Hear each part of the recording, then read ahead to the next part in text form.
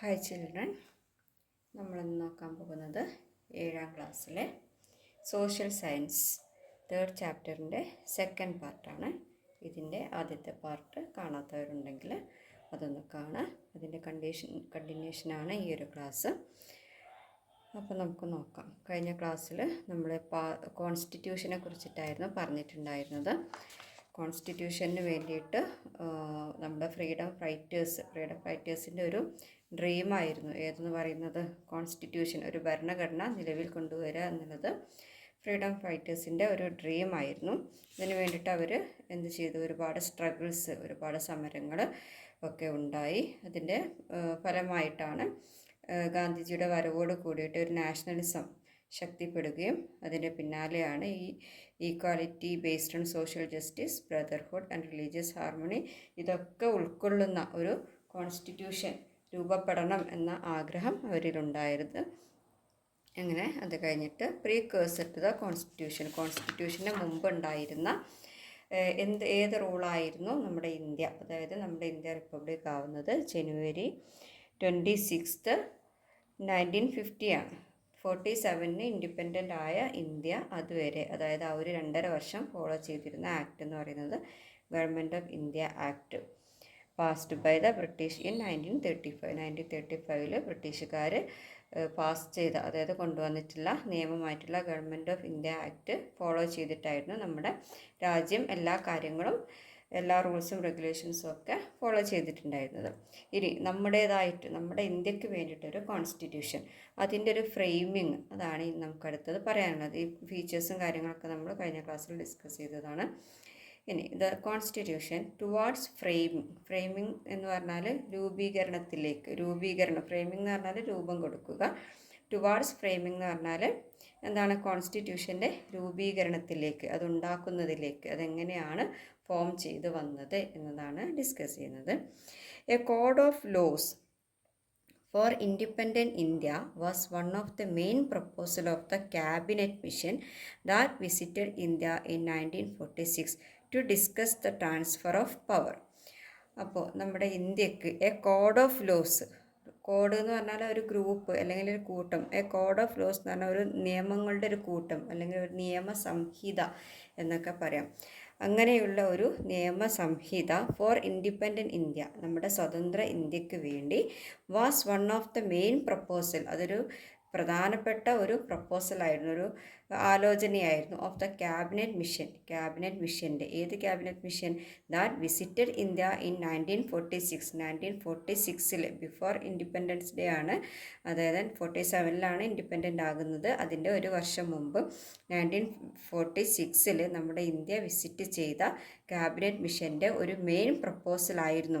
ഈ മിഷൻ എന്തിനു വേണ്ടിയിട്ടാണ് ഇവിടെ വന്നത്? To discuss the transfer of power, അതായത് അധികാര കൈമാറ്റം, ബ്രിട്ടീഷുകാരിൽ നിന്ന് നമ്മുടെ ഇന്ത്യക്ക് അധികാരം കൈമാറുന്നതിനെ കുറിച്ച് ഡിസ്കസ് ചെയ്യാൻ വേണ്ടി നമ്മുടെ ഇന്ത്യയിലെത്തിയ ഒരു ക്യാബിനറ്റ് മിഷനായിരുന്നു 1946 അവരുടെ ഒരു പ്രധാനപ്പെട്ട മെയിൻ പ്രപ്പോസലായിരുന്നു എന്തെന്ന് പറയുന്നത്?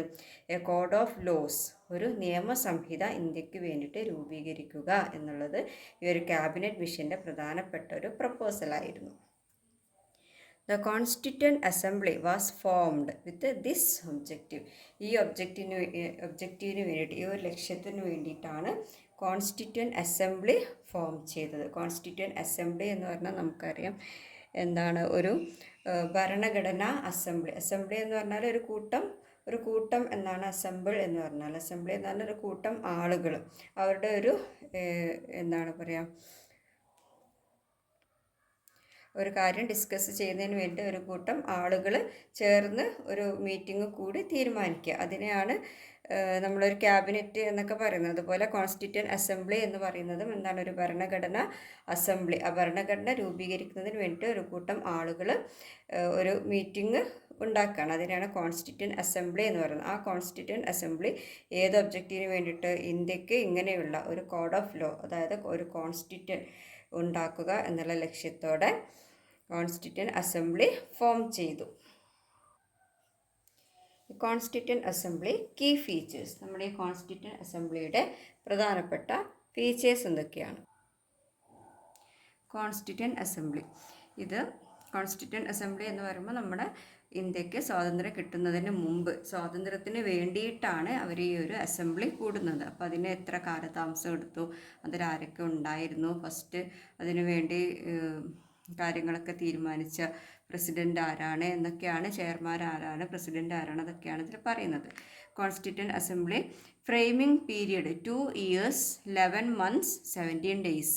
അപ്പോൾ ഈ ഒരു കോൺസ്റ്റിറ്റ്യൂവൻ്റ് അസംബ്ലി, അതായത് നമ്മുടെ ഭരണഘടന ഉണ്ടാക്കുന്നതിന് വേണ്ടിയിട്ട്, ഫ്രെയിമിംഗ് പീരീഡ് എന്ന് പറഞ്ഞാൽ ഭരണഘടന ഉണ്ടാക്കാൻ വേണ്ടി അവർ എടുത്തിട്ടുള്ള ഒരു കാലയളവ് എന്ന് പറയുന്നത് 2 years 2 വർഷവും 11 മാസവും 17 ദിവസങ്ങളും എടുത്ത ഒരു ചർച്ചയ്ക്ക് ശേഷമാണ് നമ്മുടെ ഇന്ത്യക്ക് നല്ലൊരു ഭരണഘടന നിലവിൽ വന്നത്. First meeting 9 December 1946. ഇതിലെ ആദ്യത്തെ മീറ്റിംഗ് നടന്നിരിക്കുന്നത് 1946 9 ഡിസംബറിൽ. 1946 ആണ്, നോട്ട് ദ ഇയർ. 1947 മുമ്പാണ് വരുന്നത്. 1946 the elected chairman doctor Rajendra Prasad. അപ്പോൾ നമുക്ക് ഒന്ന് നമ്മുടെ കാര്യങ്ങളൊക്കെ ഒന്ന് കോർഡിനേറ്റ് ചെയ്ത് കൊണ്ടുപോകണമെങ്കിൽ അതിനൊരു ആരെങ്കിലും ഒരു ലീഡർ വേണം അല്ലേ. അപ്പോൾ അതിൻ്റെ ഒരു തിരഞ്ഞെടുക്കപ്പെട്ട ചെയർമാനായിരുന്നു doctor Rajendra Prasad. Then Constitution adopted and signed on 26 November 1949. അതായത് 47 നമുക്ക് സ്വാതന്ത്ര്യം കിട്ടി. അത് കഴിഞ്ഞ് 2 വർഷത്തിന് ശേഷമാണ് എന്ത് ചെയ്യുന്നത്, കോൺസ്റ്റിറ്റ്യൂഷൻ, നമ്മുടെ ഭരണഘടന നമ്മൾ സ്വീകരിക്കുന്നത്. കോൺസ്റ്റിറ്റ്യൂഷൻ അഡോപ്റ്റഡ്, ഭരണഘടന സ്വീകരിച്ചു, ആൻഡ് സൈൻഡ്, അതിൽ ഒപ്പുവെച്ചു 1949 November 26. ഇനി came into effect on 26 January 1950. India became republic. ഇപ്പോൾ ഇതിൽ നമ്മൾ 49 സൈനൊക്കെ ചെയ്തു, പക്ഷെ എന്നാലും എന്താണ്, നമ്മൾ അവർ ജനാധിപത്യ രാജ്യമായി അതൊരു നിലവിൽ വന്നത് എന്നാണ്, കെയിം ഇൻ ടു ഇഫക്റ്റ്, അതായത് നിലവിൽ വന്നത്, പ്രാബല്യത്തിൽ വന്നത് 26 January 1940 ആണ്.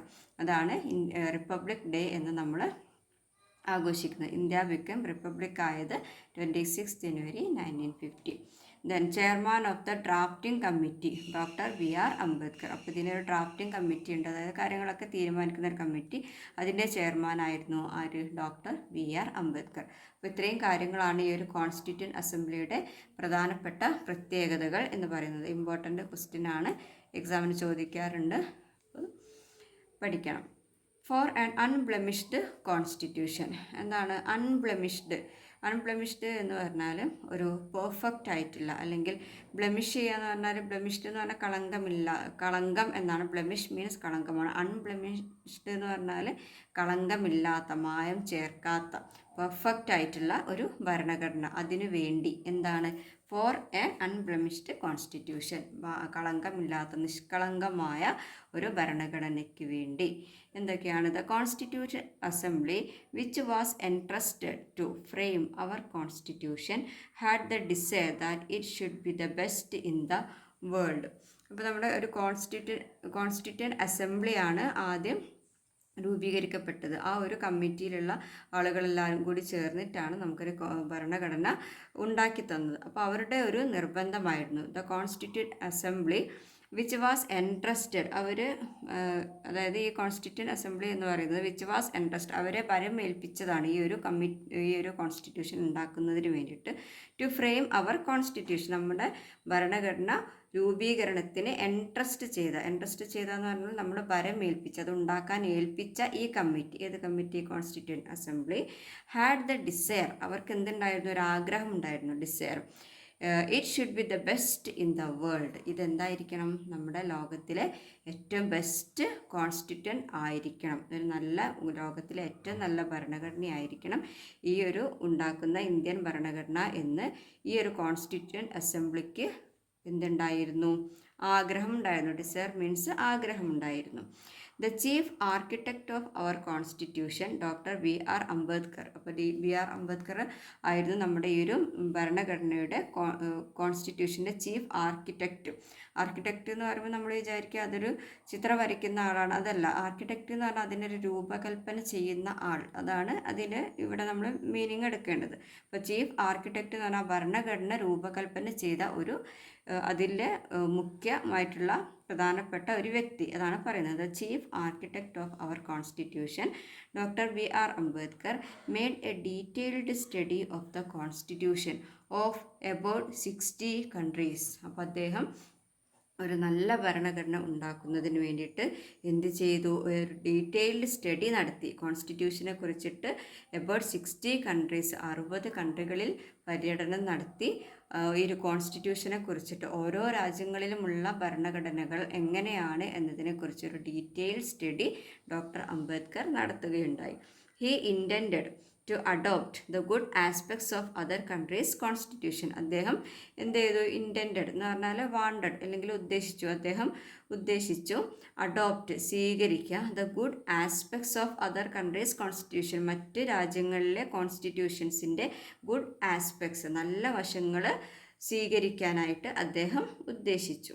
വൈൽ അത് കൂടാതെ അതോടൊപ്പം തന്നെ adopting the ideas from foreign constitution, ഈ ഫോറിൻ കോൺസ്റ്റിറ്റ്യൂഷൻസിൻ്റെ അതായത് അതർ കൺട്രീസിൻ്റെ ഭരണഘടനകളുടെ ഐഡിയാസ് അഡോപ്റ്റ് ചെയ്യുന്നതിനോടൊപ്പം തന്നെ ഡ്യൂ കൺസിഡറേഷൻ, അതിൽ പരിഗണനയും കൊടുത്തിരുന്നു. ആർക്ക്? Was given to India's diversity, historical tradition and culture. അപ്പോൾ നമുക്കറിയാം നമ്മുടെ ഇന്ത്യ എന്ന് പറയുന്നത് വളരെ വൈവിധ്യം നിറഞ്ഞ ഒരു രാജ്യമാണ്.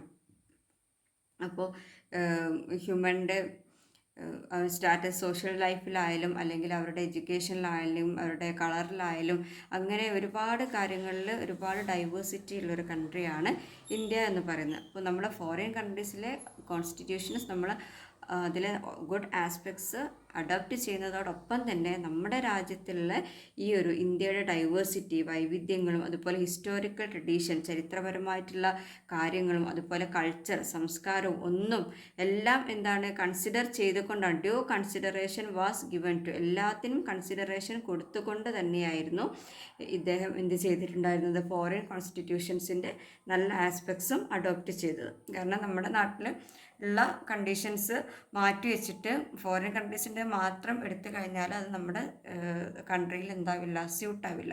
അതുകൊണ്ട് തന്നെ നമ്മുടെ കൺട്രിയിൽ വേണ്ട വിധത്തിലുള്ള എല്ലാ പരിഗണനയും കൊടുത്തുകൊണ്ട് തന്നെയായിരുന്നു അദ്ദേഹം ഫോറിൻ കൺട്രീസിലുള്ള ഗുഡ് ആസ്പെക്ട്സും കൂടി കളക്ട് ചെയ്ത് എല്ലാം കൂടി നോക്കിയിട്ട് അതിൽ കറക്റ്റ് ചെയ്ത് നല്ലൊരു കോൺസ്റ്റിറ്റ്യൂഷൻ ആക്കിയിട്ട് ഡെവലപ്പ് ചെയ്യുകയാണ് ചെയ്തിട്ടുണ്ടായിരുന്നത്. നമുക്ക് പഠിക്കാനുള്ളത് diverse features of what? Diverse features of our constitution. നമ്മുടെ കോൺസ്റ്റിറ്റ്യൂഷൻ്റെ ഡൈവേഴ്സ് ഫീച്ചേഴ്സ്, വിവിധങ്ങളായിട്ടുള്ള പ്രത്യേകതകൾ എന്തൊക്കെയാണ് എന്നാണ് അടുത്തത്. India has the largest written constitution in the world. ഇന്ത്യക്ക് എന്തുണ്ട്? India has largest written constitution. വേൾഡിലെ തന്നെ, ലോകത്തിലെ തന്നെ ഏറ്റവും വലിയ ഒരു എഴുതപ്പെട്ട ഭരണഘടനയാണ് ആർക്കുള്ളത്? ഇന്ത്യക്കുള്ളത്. Our constitution which came into force on 26 January 1950 had 22 parts, 395 articles and 8 schedules. അപ്പോൾ നമ്മുടെ ഭരണഘടന നിലവിൽ വന്നത് എന്നാണെന്ന് നമുക്കറിയാം. January 26, 1950 ആണ്.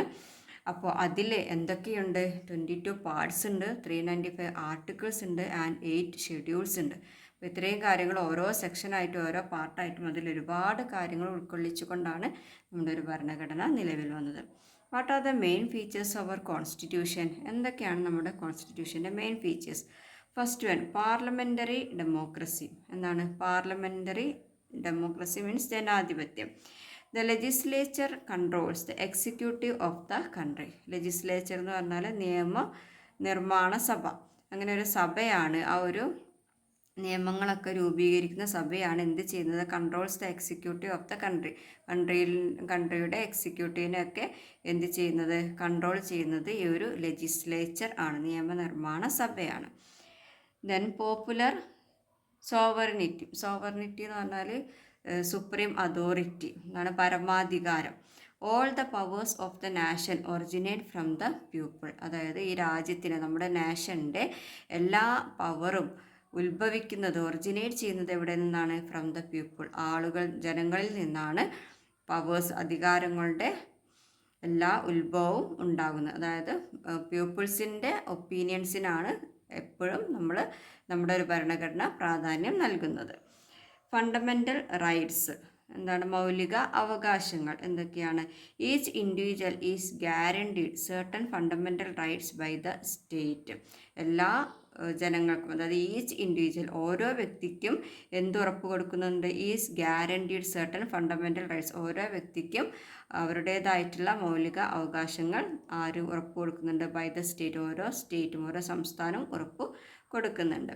ഫണ്ടമെൻ്റൽ ഡ്യൂട്ടീസ് എന്തൊക്കെയാണ്? നമ്മുടെ ഫണ്ടമെൻ്റൽ റൈറ്റ്സ് പോലെ തന്നെ എന്താണ്? ഫണ്ടമെൻ്റൽ ഡ്യൂട്ടീസും ഉണ്ട്. റൈറ്റ്സ് ഉണ്ടെങ്കിൽ നമുക്ക് ഡ്യൂട്ടീസ് ഉണ്ടാകും, ഡ്യൂട്ടീസ് ഉണ്ടെങ്കിൽ റൈറ്റ്സും ഉണ്ടാകും. Responsibilities that every individual owes to the nation and society.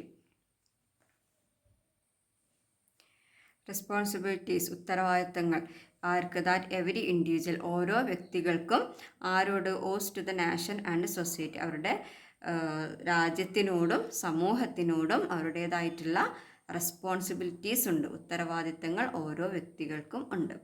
Directive principles എന്താണ്? നമ്മുടെ നിർദ്ദേശ തത്വങ്ങൾ, നമ്മുടെ മുന്നോട്ട് നയിക്കുന്ന ഓരോരുത്തർ ഫോളോ ചെയ്യേണ്ട പ്രിൻസിപ്പിൾസ് എന്തൊക്കെയാണ്? Directions given to the state to ensure social and economic rights. അതായത് നമ്മുടെ ഭരണഘടനയുടെ ഒരു എന്താണ്? ഒരു ഫംഗ്ഷനാണ് അല്ലെങ്കിൽ ഒരു ഫീച്ചറാണ് direction given to the state. സ്റ്റേറ്റുകൾക്ക്, സംസ്ഥാനങ്ങൾക്ക് മാർഗനിർദ്ദേശം കൊടുക്കുക, ഡയറക്ഷൻ കൊടുക്കുക. ടു എൻഷുർ, ഉറപ്പുവരുത്തുന്നതിന് വേണ്ടി സോഷ്യൽ ആൻഡ് ഇക്കണോമിക് റൈറ്റ്സ്, സാമൂഹിക സാമ്പത്തിക അവകാശങ്ങൾ ഉറപ്പുവരുത്തുന്നതിന് ഒരു ഡയറക്ഷൻ കൊടുക്കുക എന്നുള്ളത് ആരുടെ ഡ്യൂട്ടിയാണ്? ഏതിൻ്റെ പ്രത്യേകതയാണ്? ഒരു നമ്മുടെ കോൺസ്റ്റിറ്റ്യൂഷൻ്റെ പ്രത്യേകതയാണ്. Rule of law. Rule of law എന്ന് പറഞ്ഞാൽ നിയമം എന്ത് ചെയ്യരുത്? നമ്മൾ നോൺ വയലൻസ് ചെയ്യാൻ പാടില്ല, അതിനെതിരെ പ്രവർത്തിക്കാൻ പാടില്ല. All citizens are subject to the law. എല്ലാ പൗരന്മാരും എന്തിനധിഷ്ഠിതമാണ്? നമ്മുടെ ലോക്ക് അധിഷ്ഠിതമാണ്. എല്ലാവരും ലോ അനുസരിച്ച്, നിയമങ്ങൾ അനുസരിച്ചാണ് എല്ലാ കാര്യങ്ങളും ചെയ്യേണ്ടത്. No one is above the law. ആരും എന്തിനു മുകളിലല്ല? നമ്മുടെ നിയമത്തിന് അതീതമല്ല. എല്ലാവരും നിയമം പാലിച്ച് വേണം എല്ലാ കാര്യങ്ങളിലും ഇടപെടാനും. നമ്മുടെ ഏത് പ്രവൃത്തിയാണെങ്കിലും ഏത് മേഖലയിലാണെങ്കിലും അതിൻ്റേതായിട്ടുള്ള ലോസ് ഫോളോ ചെയ്യണം. Universal adult franchise. Right to vote given to all who attain a particular age. അപ്പോൾ നമ്മുടെ ഡെമോക്രസി, ജനാധിപത്യം എന്ന് പറയുന്നത് എന്താണ്?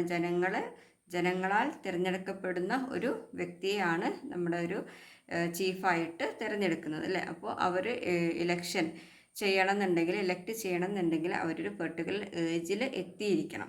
അങ്ങനെയുള്ള ആ ഒരു ഏജിൽ എത്തിയ ആൾക്കാർക്ക് ഒരു റൈറ്റ് കൊടുക്കുന്നുണ്ട്. എന്താണ്? റൈറ്റ് ടു വോട്ട് ചെയ്യാനുള്ള അവകാശം. അതാണ് universal adult franchise. Right to vote given to all who attain a particular age. ഒരു പ്രത്യേക പ്രായം എത്തുന്ന ആളുകൾക്ക് ഈ ഭരണഘടന എന്ത് ഉറപ്പ് നൽകുന്നു? വോട്ട് ചെയ്യാനുള്ള അവകാശം ഉറപ്പ് നൽകുന്നു. Independent and impartial judiciary. അതായത് ഇൻഡിപെൻഡൻ്റ് എന്ന് പറഞ്ഞാൽ ഒറ്റപ്പെട്ട് നിൽക്കുന്ന അല്ലെങ്കിൽ സ്വതന്ത്രമായിട്ടുള്ള, പാർഷ്യാലിറ്റി ഇല്ലാത്ത, പക്ഷഭേദമില്ലാത്ത ജുഡീഷ്യറി, നിയമ വ്യവസ്ഥ. Judicial system is independent of the legislature and executive. നമ്മുടെ ഇന്ത്യയിലെ ജുഡീഷ്യൽ സിസ്റ്റം എന്ന് പറയുന്നത് എന്താണ്? നിയമവ്യവസ്ഥ എന്ന് പറയുന്നത് ഇൻഡിപെൻഡൻ്റ് ആണ്, സ്വതന്ത്രമാണ്. ഓരോ നിയമനിർമ്മാണ സഭയിലും അതുപോലെ എക്സിക്യൂട്ടീവിനും. ആർക്കും ഇനിയിപ്പോൾ ഒരു കിങ് ആണെങ്കിലോ അല്ലെങ്കിൽ സോഷ്യൽ സ്റ്റാറ്റസിൽ നല്ല ലെവലിൽ, ഹൈ ലെവലിൽ നിൽക്കുന്ന ആരെങ്കിലും ആണെങ്കിലോ അവർക്കും ഒക്കെ ഒരു സൈഡിലുള്ളവർക്ക് ഒരു ടൈപ്പ് ലോ, മറ്റേ സൈഡിലുള്ളവർക്ക് മറ്റേ ടൈപ്പ് ലോ, അങ്ങനെ ഒന്നുമില്ല. ഒരു തരംതിരിവും ഇല്ലാത്ത, ഇൻഡിപെൻഡൻ്റ് ആയിട്ടുള്ള, അതുപോലെ ഇമ്പാർഷ്യലായിട്ടുള്ള, എല്ലാവർക്കും ഒരേ നിയമം, പാവപ്പെട്ടവരും പണക്കാരനും ഒക്കെ ഒരേ നിയമം എന്നൊരവസ്ഥയാണ് നമ്മുടെ കോൺസ്റ്റിറ്റ്യൂഷൻ എൻഷർ ചെയ്യുന്നത്. ഇതല്ല അടുത്ത പോയിന്റ്, ഫെഡറലിസം. ഫെഡറലിസം എന്ന് പറഞ്ഞാൽ ഒരു സിസ്റ്റമാണ്. അതായത് A system in which power is divided between the centre and the States. അതായത് നമുക്കറിയാം നമ്മുടെ നാട്ടിൽ, അതായത് നമ്മുടെ ഇന്ത്യയിൽ സെൻട്രൽ ഗവൺമെൻറ്റും ഉണ്ട്, സ്റ്റേറ്റ് ഗവൺമെൻറ്റ്സും ഉണ്ട്, അല്ലേ? അപ്പോൾ അവർക്കൊക്കെ എന്ത് ചെയ്യുന്നുണ്ട്? ഈ ഒരു പവർ, അധികാരം ഡിവൈഡ് ചെയ്ത് കൊടുക്കുന്നുണ്ട്. സെൻട്രൽ ഗവൺമെൻറ്റിൻ്റെ പവർ തന്നെ എന്ത് ചെയ്യുന്നുണ്ട്? ഈ ഓരോ സ്റ്റേറ്റ് ഗവൺമെൻറ്റിനും ആ സ്റ്റേറ്റിലുള്ള കാര്യങ്ങളെ നിയന്ത്രിക്കുന്നതിനായിട്ട് പവേഴ്സ് ഡിവൈഡ് ചെയ്ത് കൊടുക്കുന്നുണ്ട്. ആ ഒരു സിസ്റ്റത്തിനെയാണ് ഏതെന്ന് പറയുന്നത്? ഫെഡറലിസം എന്ന് പറയുന്നത്. A system in which power is divided, അധികാരം ഡിവൈഡ് ചെയ്യുന്നു, between the central and states. Central government state ഗവൺമെൻറ്റ്സും ഇടയ്ക്ക് എന്ത് ചെയ്യുന്നു? ഈ അധികാരങ്ങൾ ഡിവൈഡ് ചെയ്യുന്ന സിസ്റ്റത്തിനെയാണ് ഫെഡറലിസം എന്ന് പറയുന്നത്. സിംഗിൾ സിറ്റിസൺഷിപ്പ് എന്താണ്? ഏക പൗരത്വം. സിറ്റിസൺഷിപ്പ് എന്ന് പറഞ്ഞാൽ പൗരത്വം. There is only one citizenship in the country. എന്താണ്? നമ്മുടെ കൺട്രിയിൽ ഒരേ ഒരു പൗരത്വം മാത്രമേ കൊടുക്കാൻ പാടുള്ളൂ. There is no separate citizenship for states. അതായത് ഓരോ സ്റ്റേറ്റിലും സിറ്റിസൺഷിപ്പ് എന്ന് പറഞ്ഞിട്ട് അങ്ങനെ സെപ്പറേറ്റ് സിറ്റിസൺഷിപ്പ് ഇല്ല, പൗരത്വം ഇല്ല. ഇന്ത്യയിൽ ആകെ ഒരാൾക്ക് എന്താണ്, ഞാൻ ഇന്ത്യനാണ്, അങ്ങനെയുള്ള ഒരു പൗരത്വം. അല്ലാതെ നമുക്കറിയാം ഇന്ത്യയിൽ ഒരുപാട് സ്റ്റേറ്റ്സ് ഉണ്ട്. ഓരോ സ്റ്റേറ്റ്സിലും ഇപ്പോൾ നമ്മൾ കേരള അല്ലെങ്കിൽ തമിഴ്നാട് അങ്ങനെയുള്ള ഓരോ സിറ്റിസൺഷിപ്പ് കൊടുക്കാറില്ല. നമ്മൾ എന്താണ് ഇന്ത്യയിലുള്ള എല്ലാ സ്റ്റേറ്റ്സിലും എല്ലാവർക്കും ഒരേ ഒരു സിറ്റിസൺഷിപ്പ്, ഒരേ ഒരു പൗരത്വം മാത്രമാണ് നമ്മുടെ ഭരണഘടന എൻഷുർ ചെയ്യുന്നത്. There is only one citizenship in the country. രാജ്യത്ത് ഒരേ ഒരു സിറ്റിസൺഷിപ്പ് മാത്രമേ ഉള്ളൂ. There is no separate citizenship for states. സ്റ്റേറ്റ്സിന് സെപ്പറേറ്റ് ആയിട്ട് ഓരോരോ സിറ്റിസൺഷിപ്പ് ഇല്ല. ഇവിടെ നമുക്കൊരു ക്വസ്റ്റ്യൻ വരുന്നത്, organise a discussion based on the features of the constitution. അപ്പോൾ നമ്മളുടെ ഈ കോൺസ്റ്റിറ്റ്യൂഷൻ്റെ ഫീച്ചേഴ്സിൻ്റെ ബേസിൽ ഒരു ഡിസ്കഷൻ കണ്ടക്ട് ചെയ്യാനാണ് പറഞ്ഞിട്ടുള്ളത്. എന്തൊക്കെയാണ് ഇതിൻ്റെ ഈ ഒരു ഫീച്ചേഴ്സ് എന്നുള്ളത് ക്ലാസ്സിൽ ഡിസ്കഷൻ ചെയ്യാനാണ് പറഞ്ഞിട്ടുള്ളത്. Check the following statements. Draw this smiley against the correct ones and this smiley to the wrong ones. അപ്പം ഒരുപാട് സ്റ്റേറ്റ്മെൻറ്റ്സ് ഇവിടെ കൊടുത്തിട്ടുണ്ട്. നമ്മളുടെ ഇതുപോലെ കറക്റ്റ് ആയിട്ടുള്ളതിന് ഈ ഒരു സ്മൈലിയും റോങ് ആയിട്ടുള്ളതിന് ഈ ഒരു സ്മൈലിയുമാണ് കൊടുക്കാൻ വേണ്ടി പറഞ്ഞിട്ടുള്ളത്. അവർ കോർട്സ് വർക്ക് അണ്ടർ ഗവൺമെൻറ്. എന്താണ്? നമ്മുടെ കോർട്ട് ഗവൺമെൻറ്റിൻ്റെ അണ്ടറിലാണ് എന്ത് ചെയ്യുന്നത്? വർക്ക് ചെയ്യുന്നത്.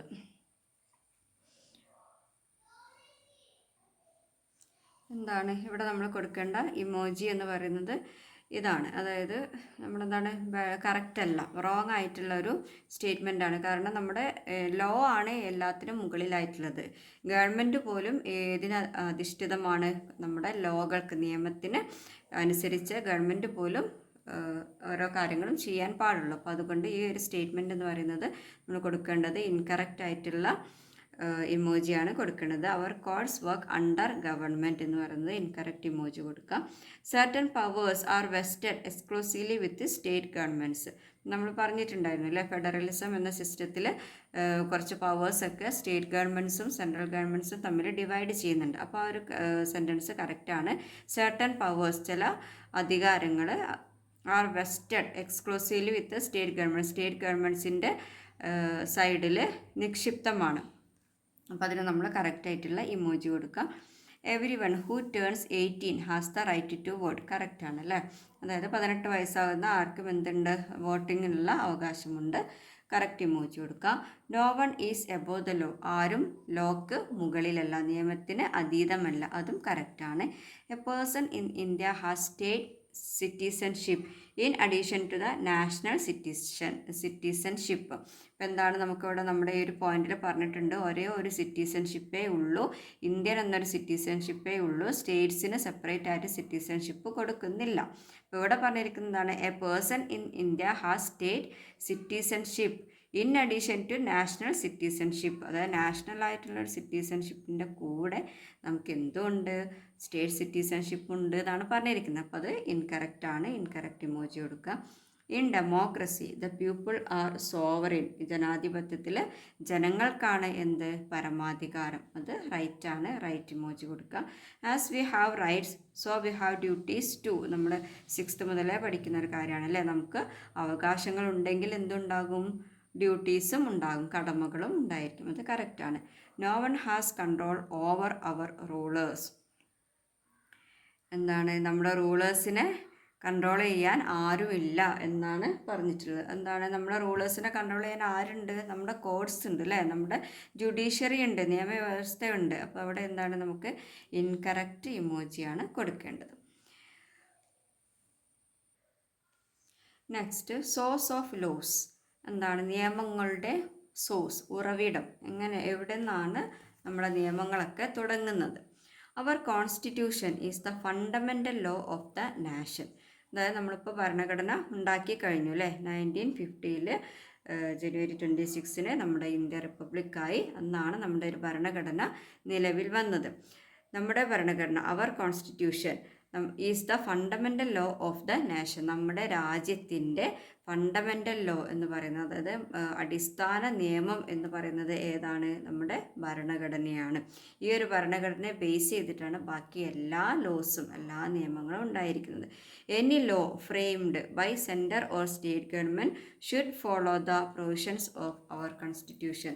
എനി ലോ, ഏതെങ്കിലും ഒരു law framed by centre or state government, state ഗവൺമെൻറ്റോ സെൻട്രൽ ഗവൺമെൻറ്റോ ഫ്രെയിം ചെയ്യുന്ന ഏതൊരു ലോയും ഷുഡ് ഫോളോ, എന്ത് ഫോളോ ചെയ്യണം? The provisions of our constitution, നമ്മുടെ കോൺസ്റ്റിറ്റ്യൂഷൻ്റെ conditions, provisions means conditions follow ചെയ്തിരിക്കണം. അതായത് ആ സ്റ്റേറ്റ് ഗവൺമെൻറ് ആയാലും സെൻട്രൽ ഗവൺമെൻറ് ആയാലും അവർ ലോ ഉണ്ടാക്കുന്നുണ്ടെങ്കിൽ ആ ഒരു ലോയുടെ ബേസ് ആയിട്ടുള്ളൊരു കാര്യം കോൺസ്റ്റിറ്റ്യൂഷനിൽ ഉണ്ടെങ്കിൽ അവർക്ക് ആ ഒരു ലോ ഉണ്ടാക്കാൻ പറ്റുള്ളൂ. അല്ലെങ്കിൽ അതല്ലാത്ത അവർക്ക് സ്വന്തമായിട്ടൊരു ലോ പ്രിപ്പയർ ചെയ്യാനുള്ള റൈറ്റ് ഇല്ല.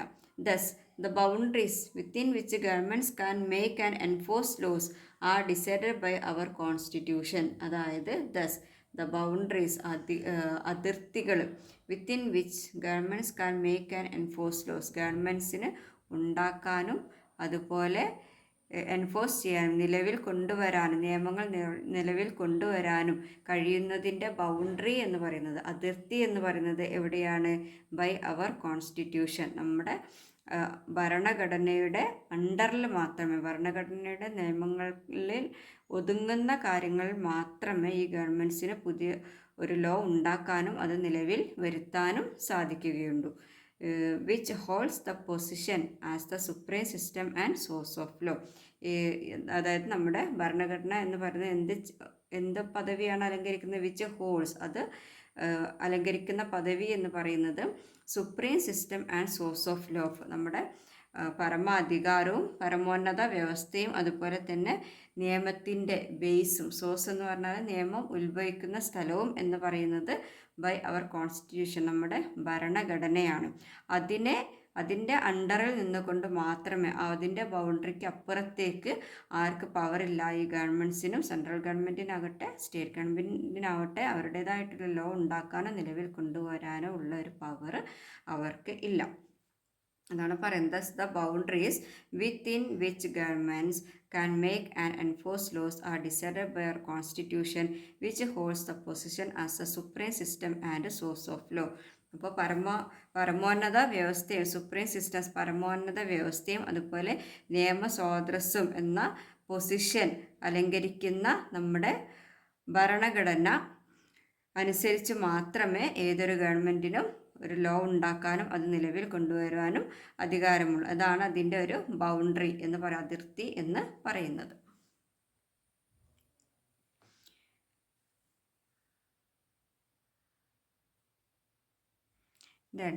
ഇതിൽ നമ്മുടെ കോൺസ്റ്റിറ്റ്യൂഷനിൽ വരുന്ന ഇമ്പോർട്ടൻ്റ് ആയിട്ടുള്ള കുറച്ച് ആക്റ്റുകളാണ് നമുക്കിവിടെ കൊടുത്തിട്ടുള്ളത്. Forest and wild life protection act എന്താണ്? ഫോറസ്റ്റിനെ കുറിച്ചിട്ടും അതുപോലെ വൈൽഡ് ലൈഫ് വന്യ ജീവിതത്തെക്കുറിച്ച്, അതായത് കാടുകളിൽ എന്താണ് മനുഷ്യരുണ്ട്, മൃഗങ്ങളുണ്ട്, അവരുടെ ജീവിതത്തെയും പ്രൊട്ടക്റ്റ് ചെയ്യുന്ന ഒരു ആക്ട്. കാടുകളെയും കാട്ടിലെ ജീവിതത്തെയും പ്രൊട്ടക്റ്റ് ചെയ്യുന്ന ആക്റ്റാണ് നാഷണൽ സെക്യൂരിറ്റി ആക്ട്. അതുപോലെ നമ്മുടെ ദേശത്തിൻ്റെ സെക്യൂരിറ്റി ഉറപ്പുവരുത്തുന്ന act. Child labour prohibition act, കുട്ടികളുടെ ബാലവേലയ്ക്കെതിരെയുള്ള ആക്ട്. ഡിസാസ്റ്റർ മാനേജ്മെൻറ്റ്, ദുരന്ത നിവാരണ committee. Food security act. Land reforms act. Land reforms എന്ന് പറഞ്ഞാൽ ഭൂപരിഷ്കരണ നിയമം. Right to information act. Juvenile justice act. Labour law. Prevention of corruption act. Corruption means എന്താണ്? നമ്മുടെ ഇല്ലീഗലായിട്ടുള്ള കാര്യങ്ങൾ, അതായത് അഴിമതി. പ്രിവെൻഷൻ ഓഫ് കറപ്ഷൻ ആക്ട്, അഴിമതികളൊക്കെ തടയുന്നതിന് വേണ്ടിയിട്ടുള്ള ഒരു act. Right to education act. Environment protection act. ഇതിൽ കുറേ ആക്ടുകളൊക്കെ നമ്മൾ കഴിഞ്ഞ വർഷങ്ങളിൽ കേട്ടിട്ടുണ്ട്. ജുവനൈൽ ആക്ട്, അതുപോലെ education act, child labour prohibition act. ഈ കാര്യങ്ങളൊക്കെ നമ്മൾ കഴിഞ്ഞ വർഷം റൈറ്റ്സ് ആൻഡ് ഡ്യൂട്ടീസൊക്കെ പഠിക്കുന്ന സമയത്ത് പഠിച്ചിട്ടുള്ളതാണ്. അപ്പോൾ ഇതൊക്കെ എന്താണ്? നമ്മുടെ ഭരണഘടനയിൽ വരുന്ന കുറച്ച് ലോസ് മാത്രമാണ്. ഒരുപാട് ലോസ് ഉണ്ട് നമുക്കറിയാം. ഒരുപാട് സെക്ഷൻസും ഷെഡ്യൂൾസും ഒക്കെ ആയിട്ട് വളരെ വാസ്റ്റ് ആയിട്ടുള്ളൊരു കോൺസ്റ്റിറ്റ്യൂഷനാണ് നമ്മുടെ ഇന്ത്യക്കുള്ളത്. All the laws mentioned above are made in accordance with the constitution. അപ്പോൾ ഈ ഒരു ലോസൊക്കെ ഇപ്പോൾ നമുക്ക് ഈ മുകളിൽ കൊടുത്തിരിക്കുന്ന ഈ ലോസൊക്കെയും ഏതിനനുസരിച്ചിട്ടുള്ളതാണ്? നമ്മുടെ ഭരണഘടനയ്ക്ക് അനുസരിച്ചിട്ടുള്ളതാണ്. List out the laws related to children's rights mentioned in the collage. അപ്പോൾ ഈ ഒരു കൊളാഗിൽ കൊടുത്തിട്ടുള്ളതിൽ നമ്മുടെ കുട്ടികളെ ബേസ് ചെയ്തിട്ടുള്ള റൈറ്റ്സ് എന്തൊക്കെയാണ് എന്നുള്ളതാണ് നമുക്കിവിടെ എഴുതാനുള്ളത്. അപ്പോൾ ഏതൊക്കെയാണ്? Child labour protection act, child labour prohibition act ഇവിടെ നമുക്ക് കൊടുത്തിട്ടുണ്ട്. പിന്നെ വരുന്നത് ജുവനൈൽ ജസ്റ്റിസ് ആക്ട്, അതുപോലെ റൈറ്റ് ടു എഡ്യൂക്കേഷൻ ആക്ട്. ഇതൊക്കെ നമുക്ക് ഈ ഒരു പോയിൻറ്റ്സ് ആയിട്ട് കൊടുക്കാം. മക്കളെ, നമുക്ക് ഇന്ന് ഇത്രയും മതി. ഇതിൻ്റെ അടുത്ത ഭാഗം ഉടനെ തന്നെ അപ്ലോഡ് ചെയ്യുന്നതായിരിക്കും. എല്ലാവരും ക്ലാസ്സൊക്കെ ഒന്ന് കാണാം, നന്നായിട്ട് പഠിക്കുക, എല്ലാവർക്കും ഒന്ന് ഷെയർ ചെയ്യുക, സബ്സ്ക്രൈബ് ചെയ്യുക. ബൈ.